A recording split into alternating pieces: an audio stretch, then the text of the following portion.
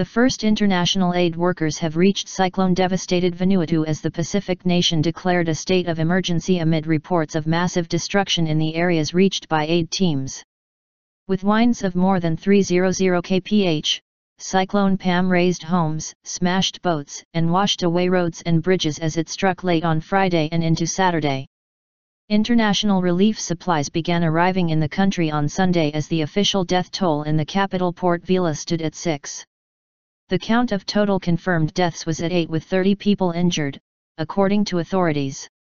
Aid workers, who describe the situation as catastrophic, say the initial death toll was likely to be just a fraction of the fatalities nationwide. Communications were still down across most of the archipelago's 80 islands, although the airport in Port Vila reopened with limited facilities to allow much-needed aid in. Commercial flights were scheduled to resume on Monday. First teams arrive.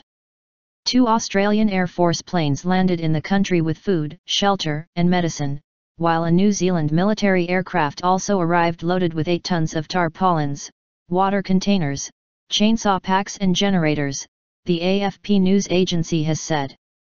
Pictures from Port Vila showed streets littered with debris, cars crushed by trees, buildings blown to pieces and yachts washed inland. Virtually every building that is not concrete has been flattened. Australian aid worker, Tanna Island.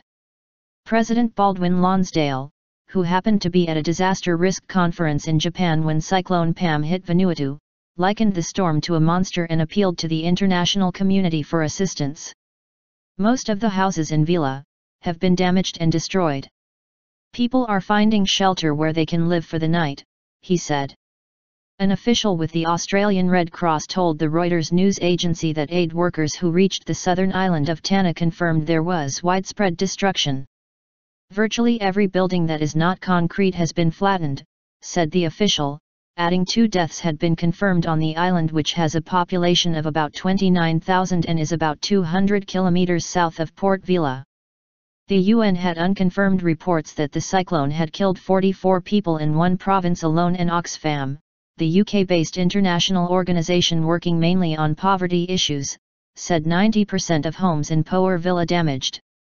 This is likely to be one of the worst disasters ever seen in the Pacific. The scale of humanitarian need will be enormous. Entire communities have been blown away, said Oxfam's Vanuatu director Colin Collett van Ruyen.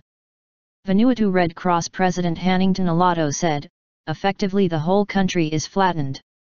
Sounded like a freight train. Witnesses in Port Vila described sea surges of up to 8 meters and widespread flooding as the Category 5 cyclone hit. Residents said the storm sounded like a freight train. The International Red Cross told Al Jazeera on Sunday that there was a shortage of shelter, water, and food in the island nation after the storm.